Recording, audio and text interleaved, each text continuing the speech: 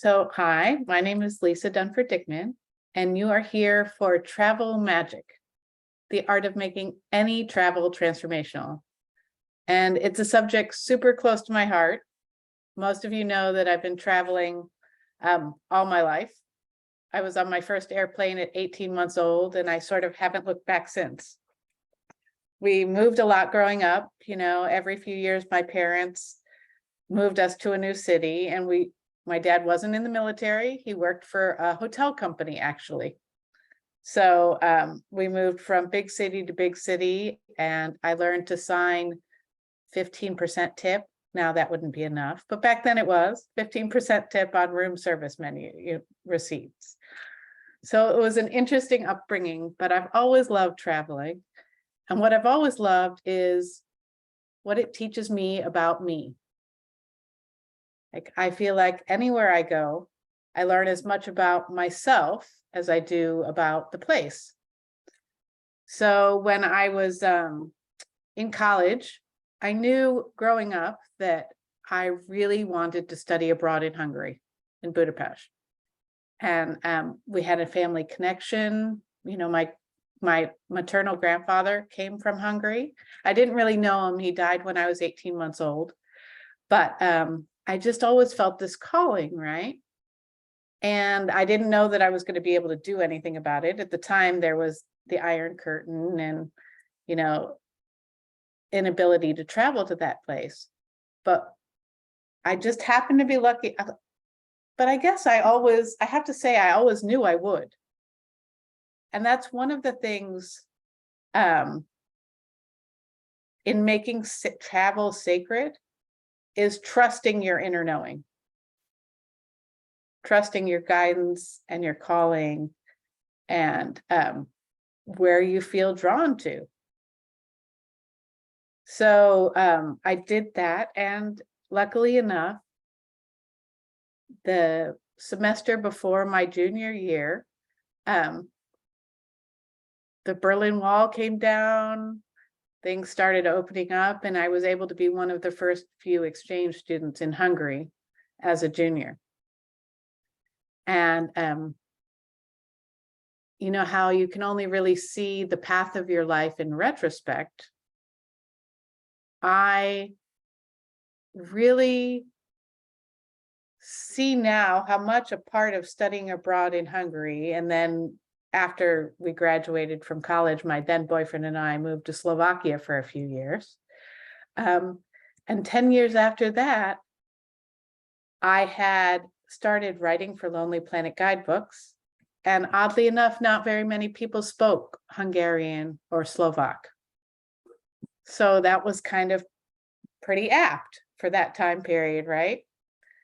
And on one of those Lonely Planet journeys, I was in far eastern Slovakia. Like, it's not that big a country, but in the far, far eastern reaches where you can't really get anywhere else but there. Like, it's the end of a long road, and there's a huge old growth forest that's a national park.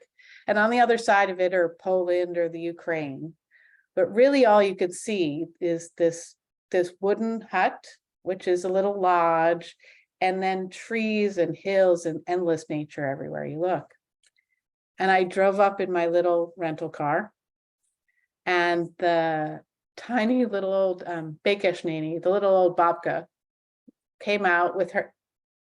It couldn't have been more from Central Casting, really, with the kerchief on and the skirt. And she asked me in Slovak, "How did you get here?"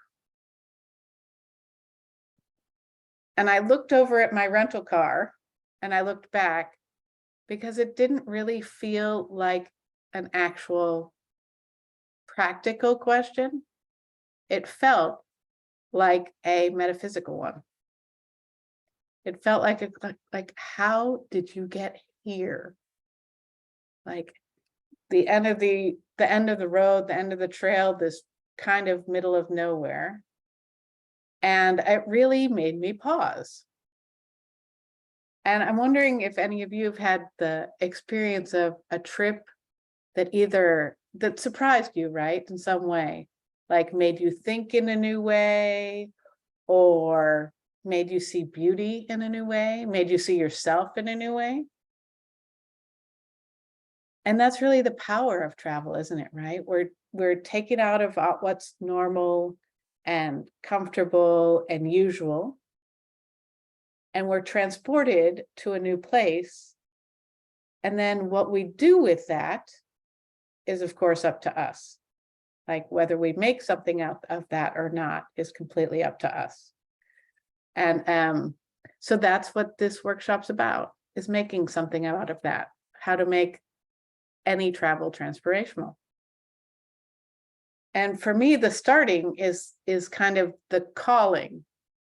Like when you get kind of an inkling you want to travel, although you don't always have to go far. Like you can have an adventure. Like this weekend, I was just writing about the fact that we saw dolphins for the second time in 20 years in our river. And that felt like a really magical event, right?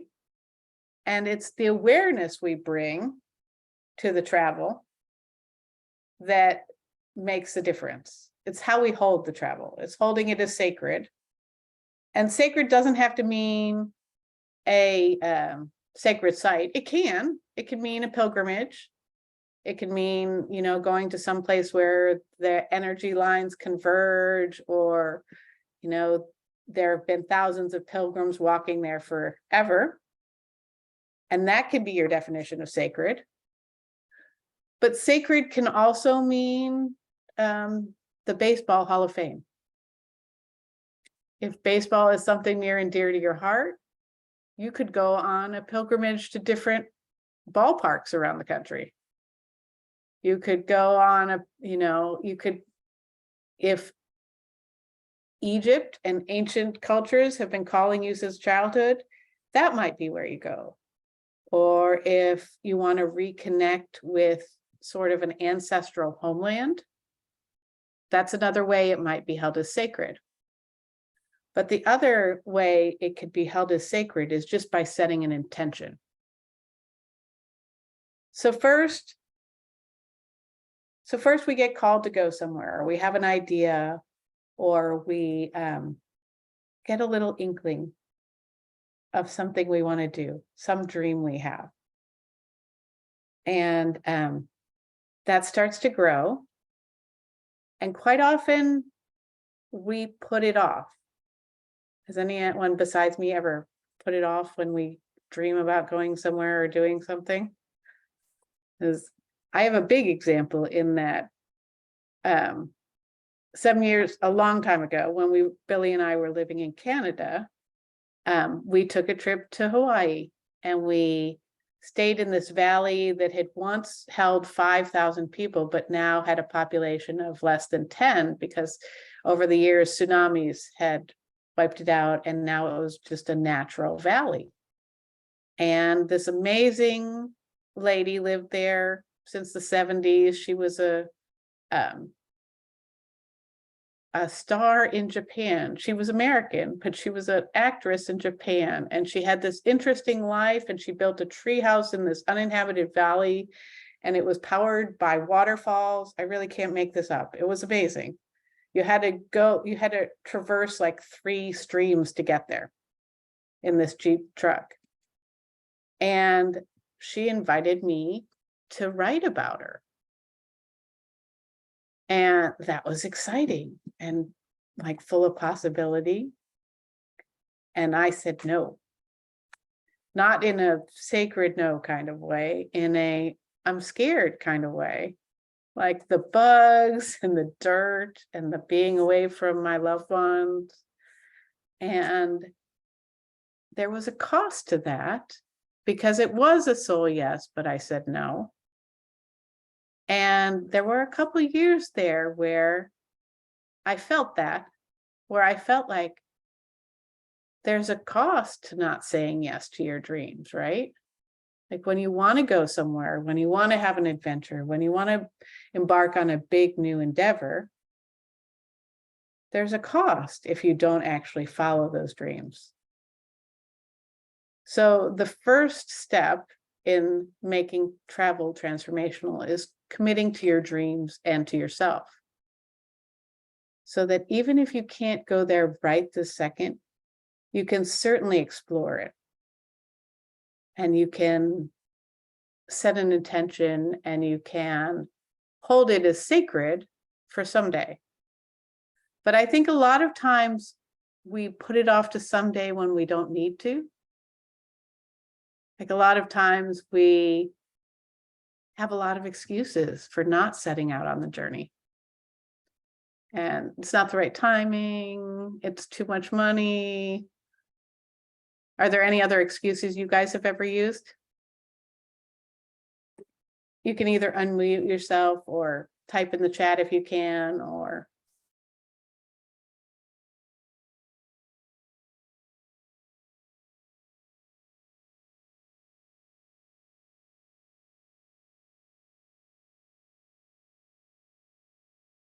Shannon, are you trying to share? Yes. Yes, right? So we have to put other people first. We have to take care of others. There will always be time, right? But what's the price of not putting ourselves as a priority? What's the price of somedaying yourself out of your dreams, right? So I really feel like one of the first steps in making travel sacred is honoring yourself and that commitment to yourself and that desire. We're given our desires for a reason. We're given those desires as our path forward. And so honoring those desires really strikes me as the number one thing. Like even if you absolutely can't physically go this day, there are ways to explore this and to honor yourself and your commitment. So that's step one. And the next step is getting clear on where you want to go. So if you call in where you want to go, whether that's an artist date on the other side of the city, or whether that is a big adventure like the Galapagos or Africa or Italy, first we have to get that call. We have to tune in and get the guidance of where we want to go. And so there are a lot of ways we can do that. We can just get quiet with ourselves and do some journaling. And that's probably my favorite way. Or sometimes it'll come like signs. Sometimes you'll be thinking about a place or a journey and it'll keep popping up. It'll pop up over and over and over. And you'll see a documentary on Egypt on the TV, and then you'll hear about the animals you wanted to go see in some distant land. And so just being aware of those signs is another way you can honor your own knowing and your own path, right? And then, so the actual process of making it transformational really starts for me when you've decided where you're going to go. And there are different kinds of travel. So like I said, sacred sites are one way you might travel. It might be something of value to you. So it might be connecting with beauty or connecting with nature, or it might be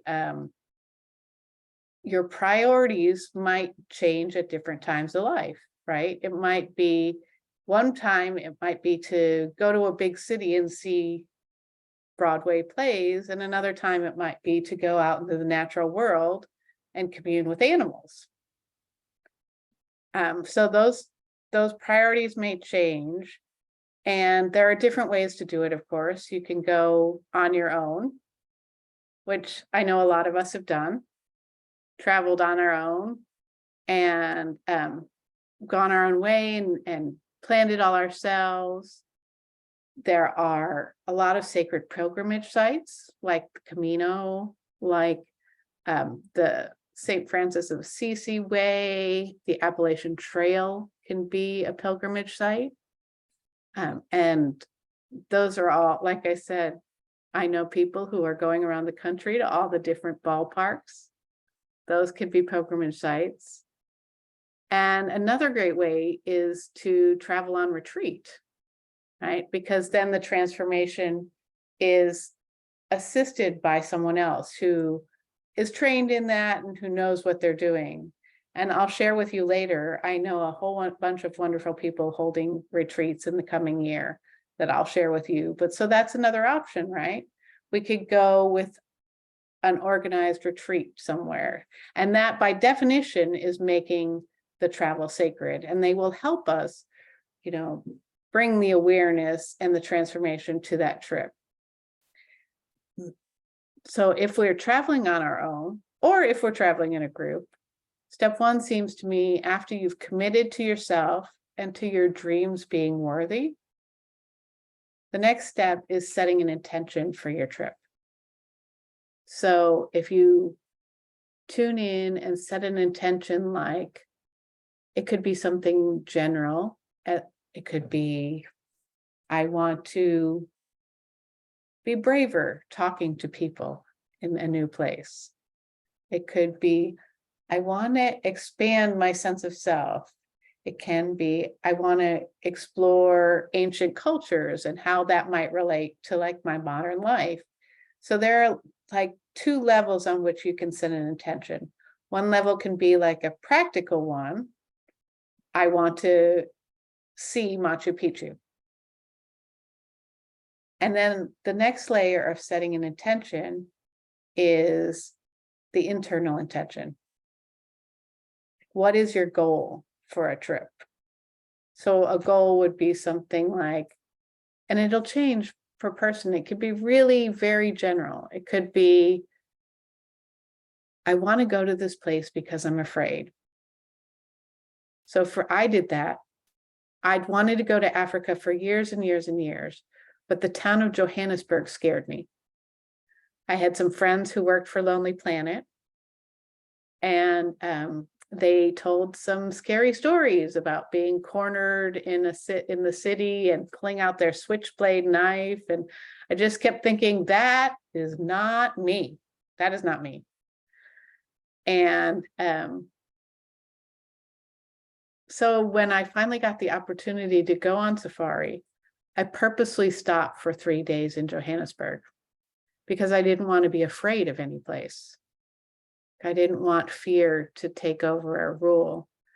And so I was conscious about where I stayed. I was conscious about what I did. I took baby steps, like some of the gals from the hotel from the inn where I was staying offered to walk with me to the market. And I took them up on that. I didn't have to go by myself and do anything crazy or brave. And I was careful. I didn't, wave my iPhone around or anything, but I took baby steps to see how it felt to put myself out there, how it felt to be just a little more brave, to do the things that scare me. So that might be an intention, to play with your fear and see what you can do. Or what are some other intentions y'all can think of? Can you think of any intentions to be more brave, or to try new foods, or meet new people? So some of those resonate.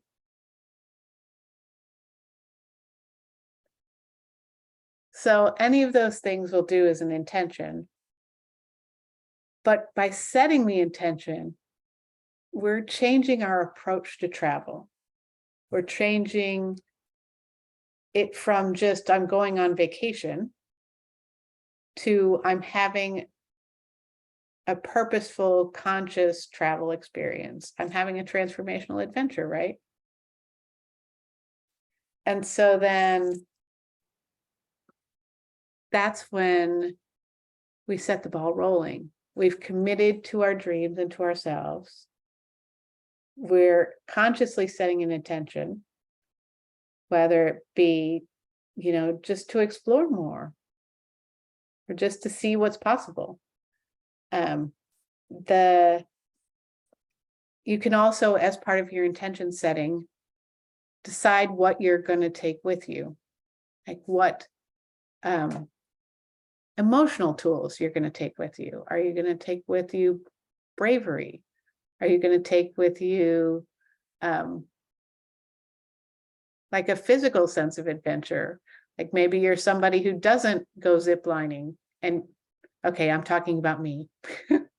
Someone who didn't go ziplining, but I tried it when I was on vacation with my family one time because I wanted to push myself. And as it turns out, I don't really like it, but I was really glad I did it. I was especially not fond of the fact that there were 10 of the zip lines when I thought there was one, and we had to climb up numerous hills to get there. But I was super proud of myself that I did that. And I think that's the thing when we travel, we challenge ourselves. We take ourselves to a new place, we put ourselves in new circumstances, and we challenge ourselves, and that's how we transform. We don't transform by staying home and doing things the same way over and over and over, which can be what we all do. And that's why I love even just exploring in your own town, because it gets you out of your routine. And when you're out of your routine, traveling, all your senses are heightened, you're noticing new things, you're present in a way that it is sometimes hard to be in your everyday life. And so that's step 3, is bringing presence and awareness once you're on the journey.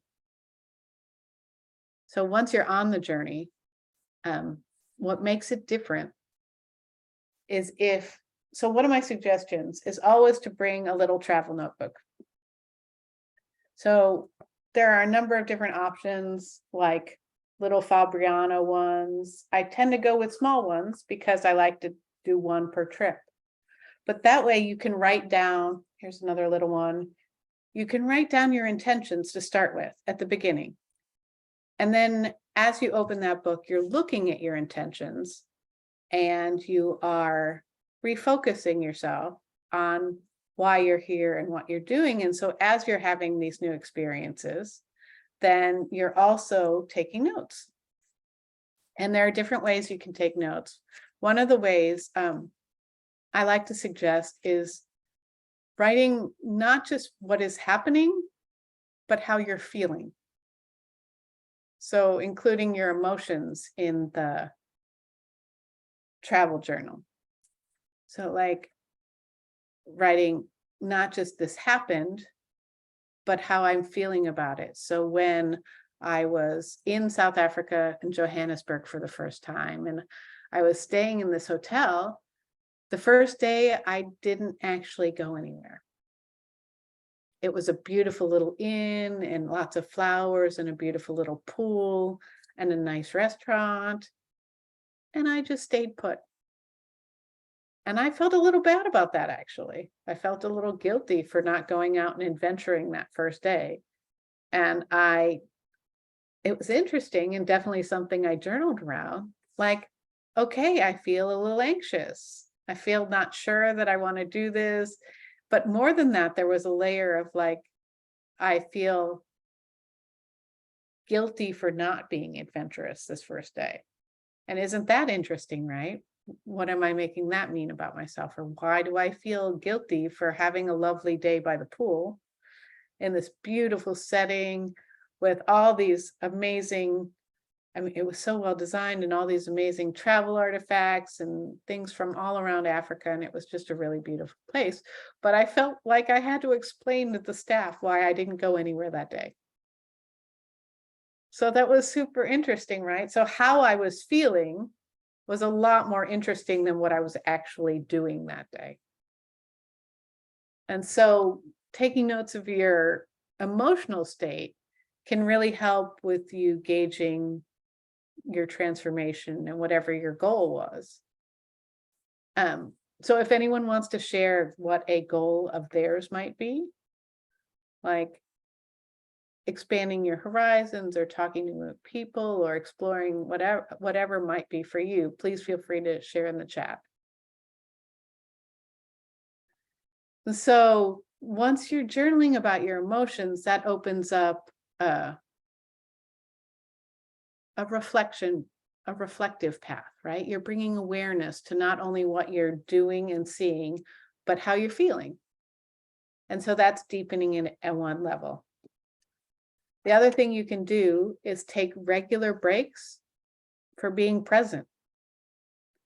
You can stop in the middle of the square, or I recently went on took myself on an artist date to a market here in Houston.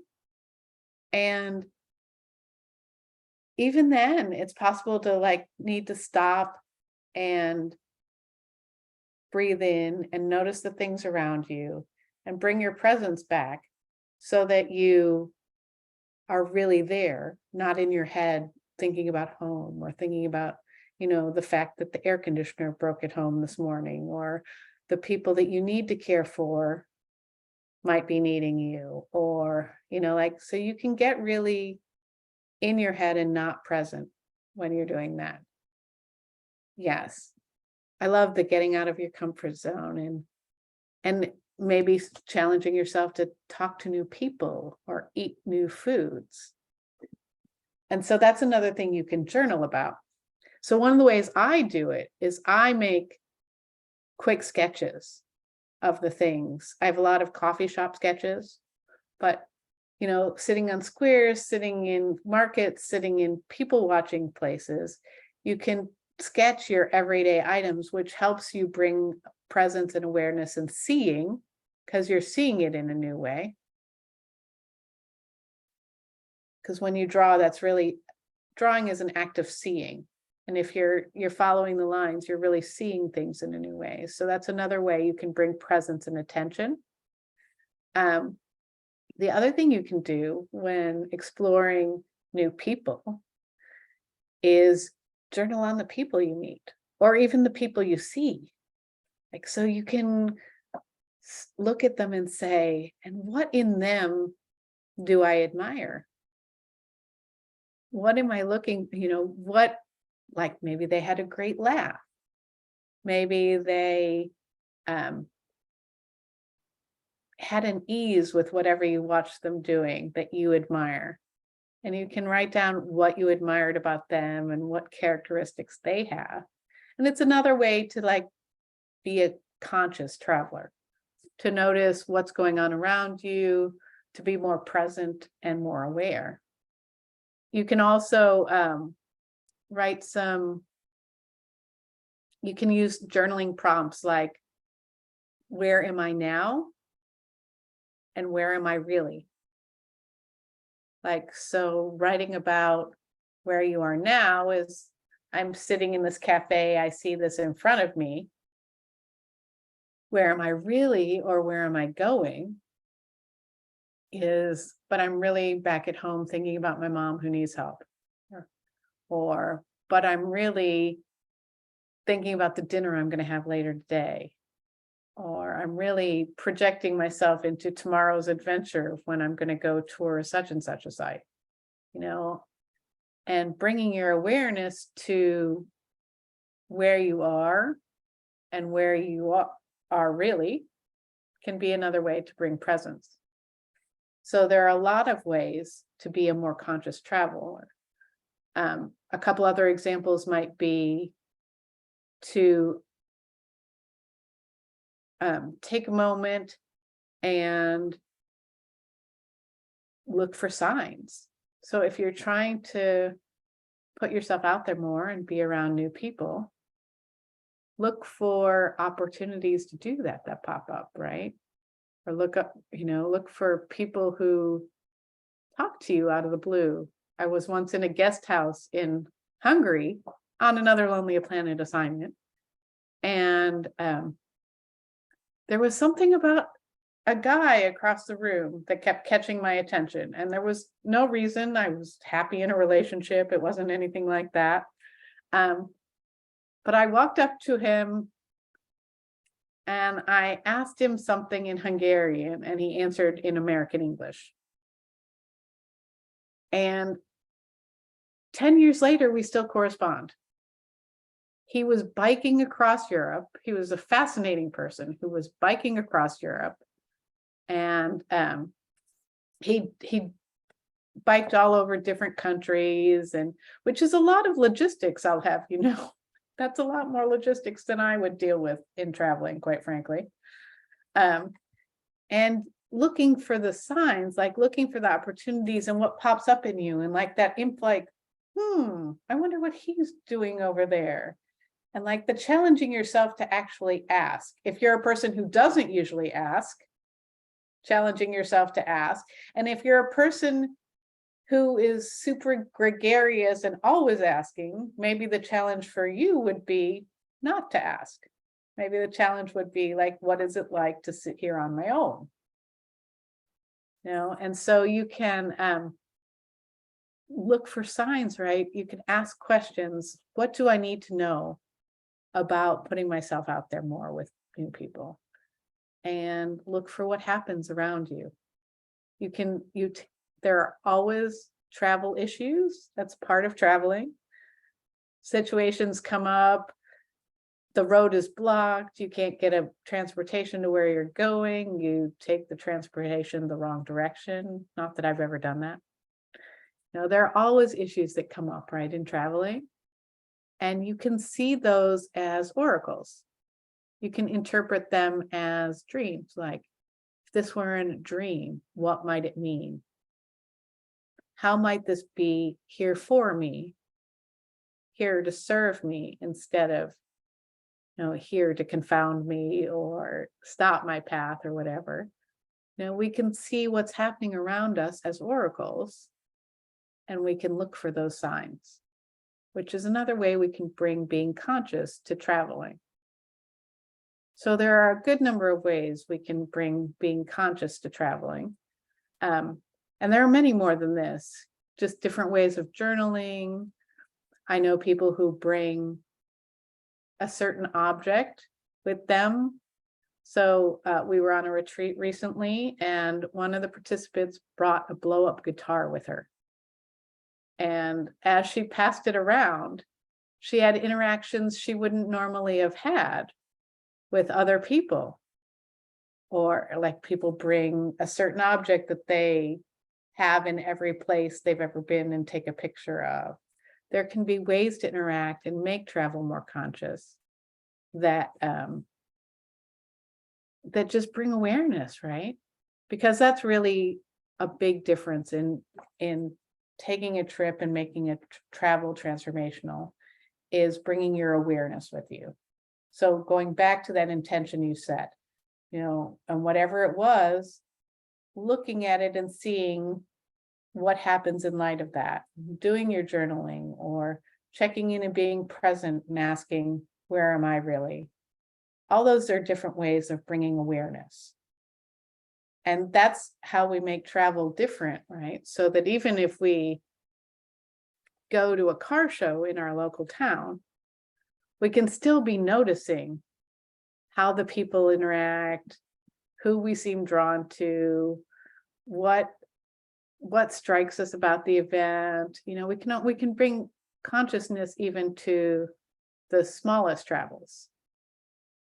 And so that's really the next step, is after we've committed to ourselves in our dream and we are holding it in sacred and set an intention. And then when we're on the journey, we bring conscious awareness and we become a more conscious traveler. And then the fourth step is bringing those lessons home with us. Because quite often something happens to us. So I was on that mountain in eastern Slovakia, and the woman says, how did you get here?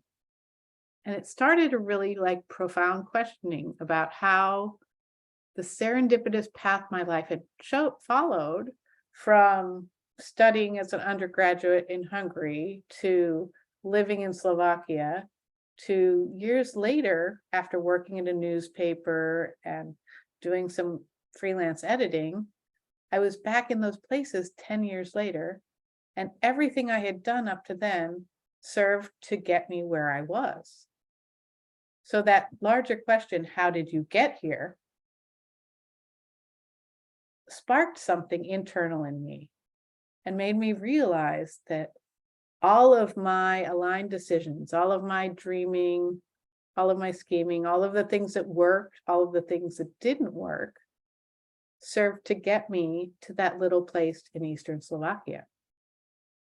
And I came away with a larger sense of trust in myself and in the everything will be okayness of the world. Like that there is a path I can't see until I look backwards, but that it's all serving who I am now. And so I brought that home with me. And we've been away on a journey, but not all the people around us have been. And that can often be a big culture shock. It can be especially true with retreats, right? That we go away and we have this transformational experience. We commune with the animals. We're led by thoughtful leaders who help us transform whatever inner blockage we have so that we can clear and move to the next level in what we create in our world. And we come home, and home is just the same. The people we need to take care of haven't really changed. The problems we had before we left haven't really changed. You don't look any different. So your family may not think you've changed, but you feel different. And especially when I came home from abroad, studying abroad, they told us this was going to happen. They told us there's this culture shock, right? That you feel differently and not everybody else is going to, or not everybody's going to understand that. And so there are ways that we can integrate our learning in addition to, like we may want to share our adventures with everyone, but there's something to be said for taking time to integrate it yourself. There's something to be said for after the journey journaling, like for in that little notebook, taking some notes about what you've learned and what you've experienced and how you've grown. So often if you're on a retreat, you come away with several different aha moments, like because in the course of the event, you're doing different work, you're doing different exercises, you're having different experiences. And listing your 3 ahas in your travel notebook is a great way to start, or your 3 top aha moments is a great way to start integrating. It's also really good to create space after you take a journey so that you can integrate, so that you don't plunge right back into all the demands the next day. It's good to like create a little space around it so you have time to integrate.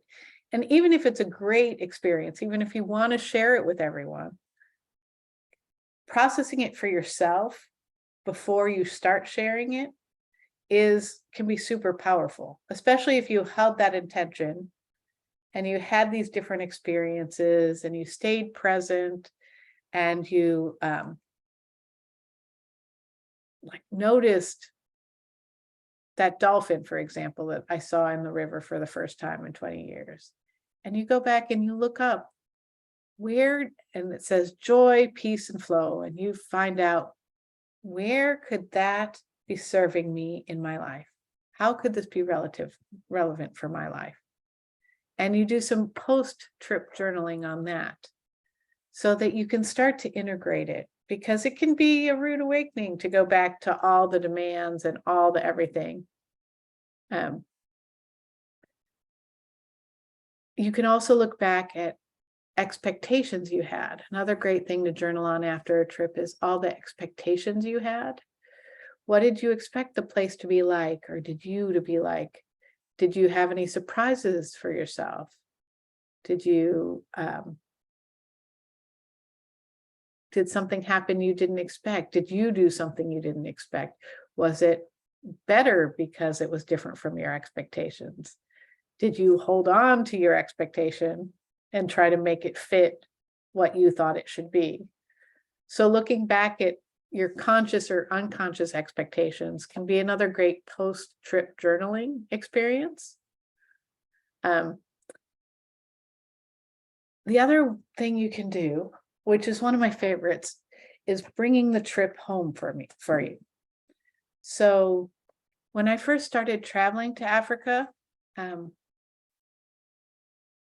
it's the most amazing place. And I just felt more alive when I was on safari, right? I was out in nature all day long on these game drives. I'm having these amazing encounters with animals that make me just wordless with wonder. I am absolutely present. It's very clear what's real and what's not real.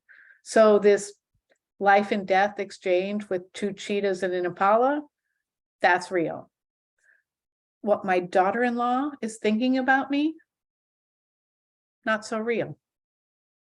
And it just made it very clear to me when I was there what was real and what was not real. It made it easier to be present. It made it easier to connect with the divine and the oneness, because so many places like the Galapagos or like Africa or places that touch your heart, maybe it's Sedona,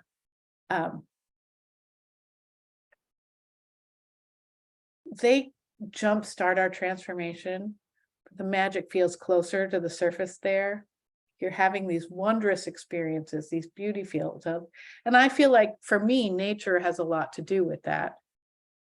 So I had these feelings, right? And I felt alive and excited and present when I was in Africa. And then I would come home and I would take that with me for a while, and it would stay with me for a while.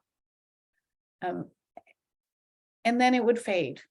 And then the next year I would go back to Africa and I would feel that newness and aliveness and reality all over again.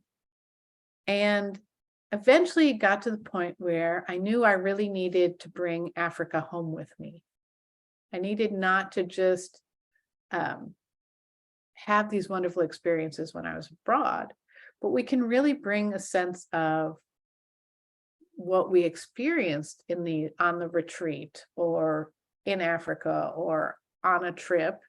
We can bring that home by reliving the feeling, like by journeying back in our minds to the place where we were or the experiences we had, or looking at photos, or consciously trying to be the person we were in that retreat, like in our everyday life. So how would the person who was lit up and excited and going for what she wanted in the retreat, how would she deal with this everyday problem? How would she deal with what's coming up for me? And so one of the ways I did that was I did 100-day Lessons from Lions project. So I have a lot of pictures of lions.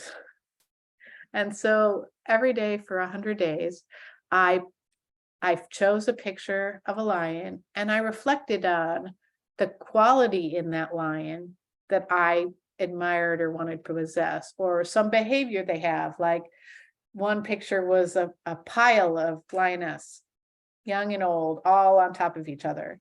And it made me think of all the women in my family and how they'd really been leaders, and how laying around together, metaphorically with them, was really important to creating who I am and creating the bonds I've created.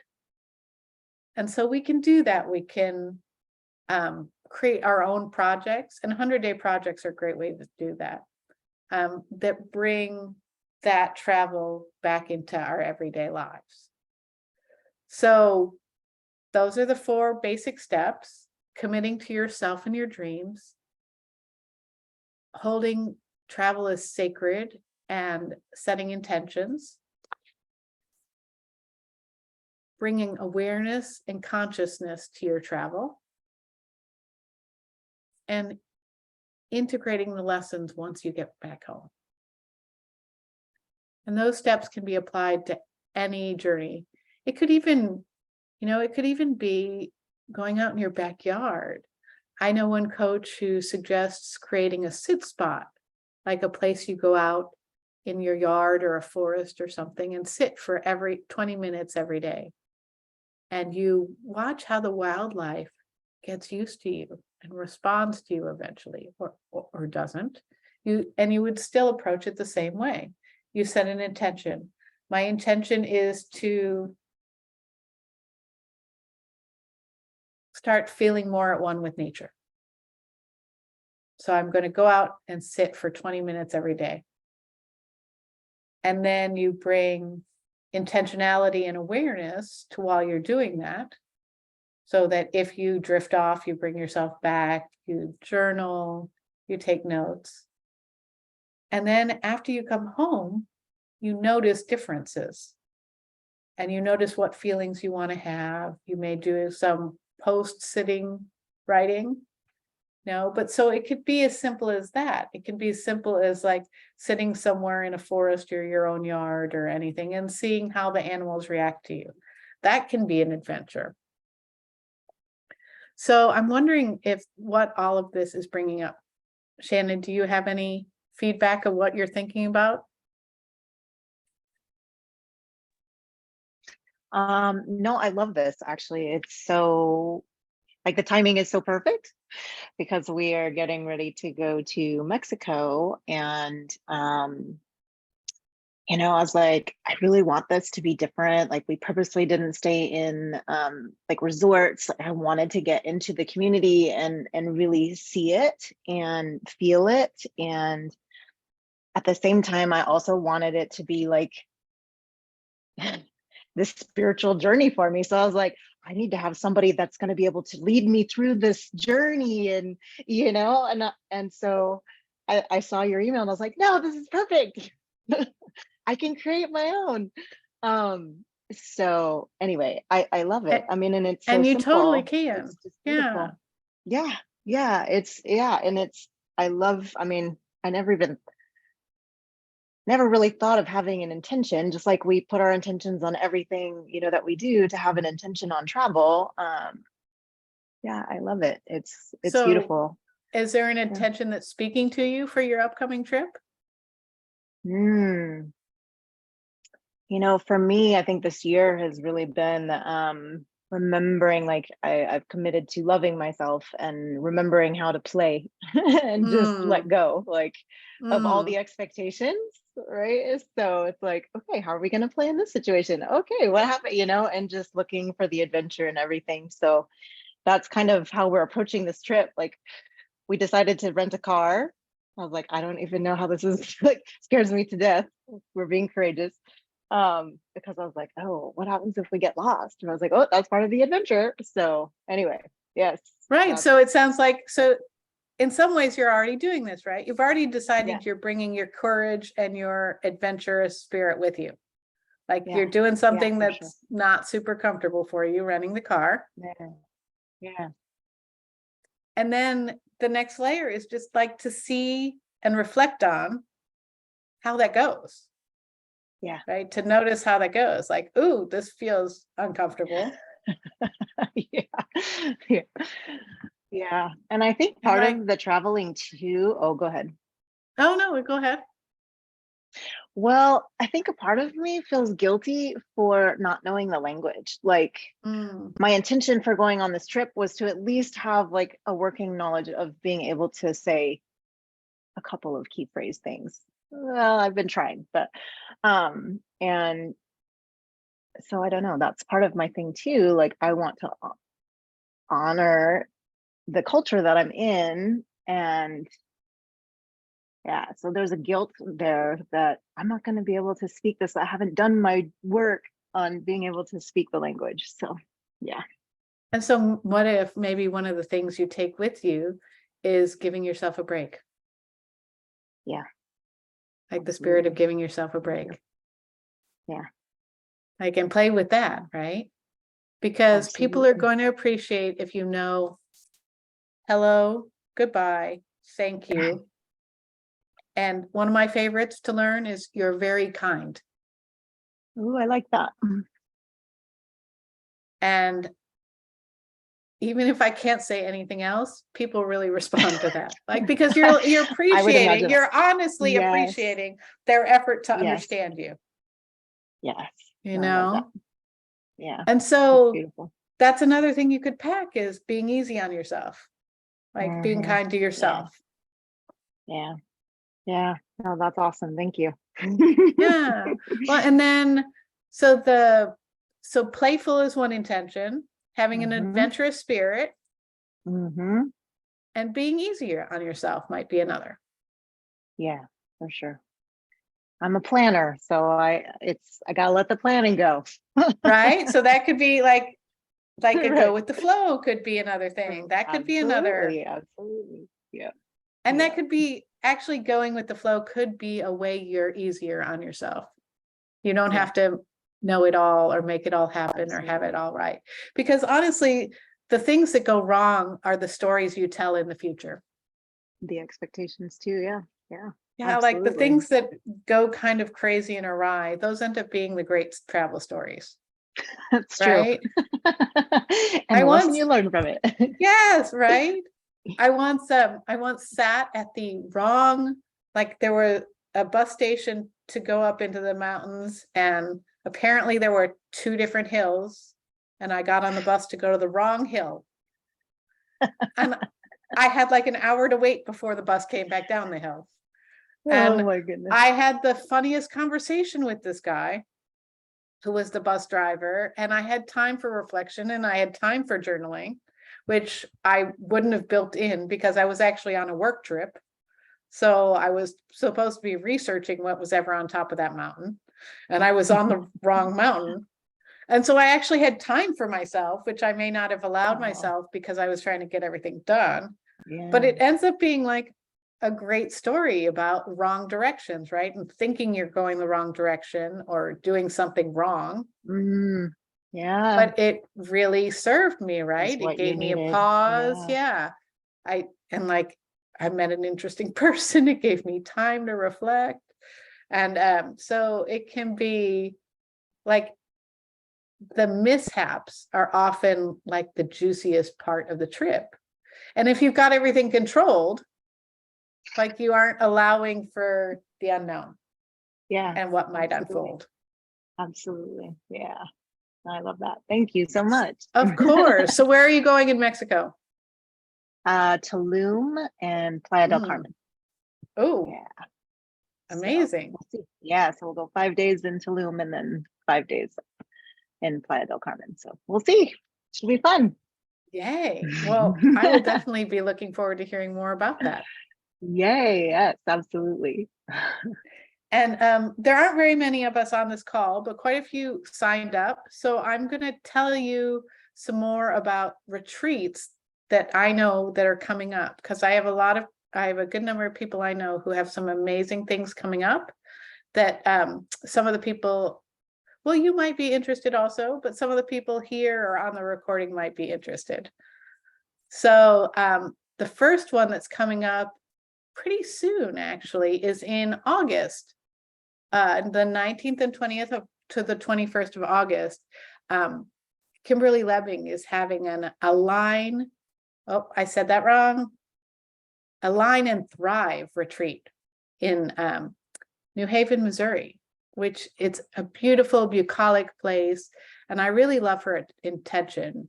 She's guiding people through a journey of self-discovery so that they can shift their energy and align so that their success and fulfillment match where they really want to be in the world. And so that one's August 29th to the 31st. Let's see, which is the next one. The next one is, the next one is mine in Open to the Magic in South Africa, which is an 8-day small group retreat from sea to safari. And it's really all about what would your life be like if you knew, like you knew, like you knew that you are so loved. and supported.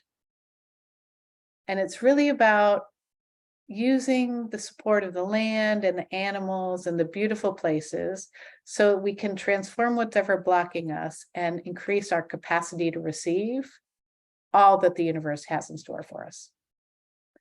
And that is from October 12th to the 20th of this year.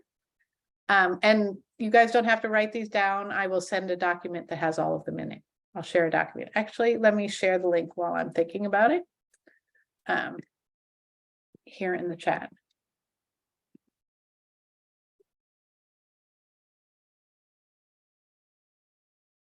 And then the next one after that is just shortly after that, it kind of overlaps. It's Sandra Goldman is having, she's an amazing writing coach. She's an amazing writing coach. And she's having a Portals to the Deep Self, reconnecting with the writer within. And that's in Glenwood Springs, Colorado, which is also a beautiful place. And I think that's the thing about these places we're going. They're all beautiful natural areas where I find it's easier to tune in and trust and connect to something larger than ourselves and to ground in and create that change we want to be creating in ourselves, which is more challenging in our everyday life and in our everyday settings. And these are some really, really beautiful places to do this transformational work. And in Sandra's, she's going to help writers walk through the passages to connect to their deep selves, the ones who write, the ones who know what they want to say, who wants to speak the truth, even when it's not so popular. And that can be really challenging. As a writer myself, I know that it can be really hard to even get to the desk or the writing, the computer or the desk or the pen. So that's going to be an amazing retreat. And that's from October 15th through the 20th of this year. And that's sandragoldman.com, but they're all in that link. And then the next one is a feminine influence retreat in Cold Spring, Texas. And that's being held by Wendy Lee from October 19th through the 22nd.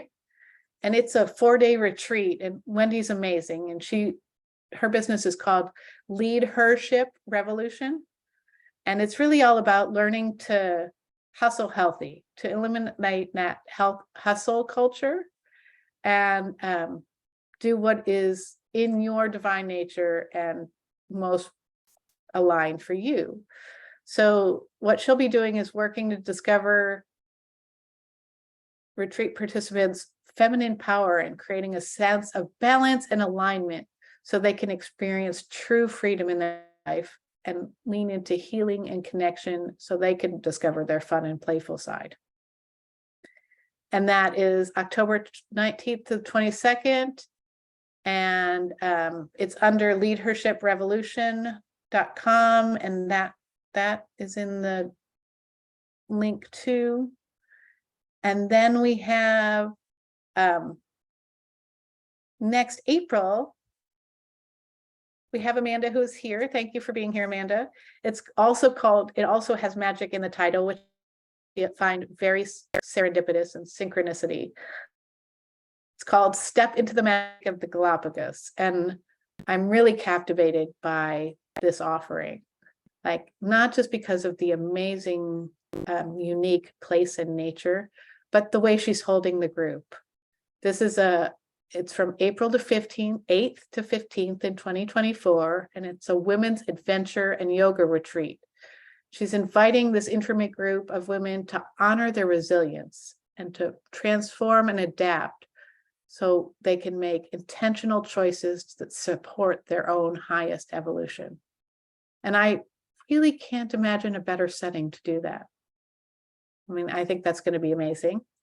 And that's under amandaraymond.com/Galapagos retreat.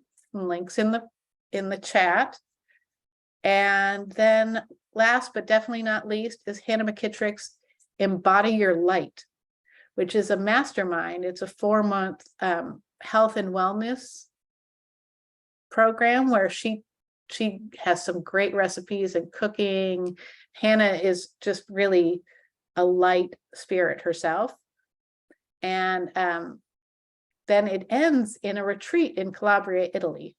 So it's a 4-month program of cooking classes where you nourish your body, mind, and soul, and that you have an alchemical transmission of light, ending in a culinary and wellness retreat in Calabria, Italy. And I know numerous people who have gone on this one and who have had amazing time and have gone back again the next year. So I highly recommend all of those. And I will send out this the links to anybody who requested this recording. So please check these out, because retreats are really a great way to experience a transformation of travel, to have someone else who's there helping us hold space for what's coming up for us, who's there to guide us through that transformation and to bring us to a beautiful place. It's really just an amazing opportunity. So those are those. And like I said, I will send those out to the list. Are there any other questions I can answer for you, Shannon, or for anyone in the chat?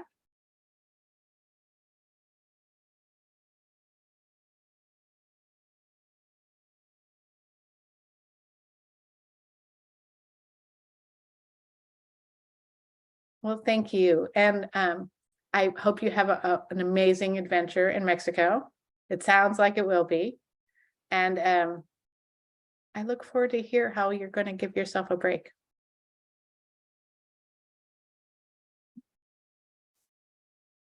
Thank you all for joining. And I wish you all a really amazing adventures and travels. Thank you.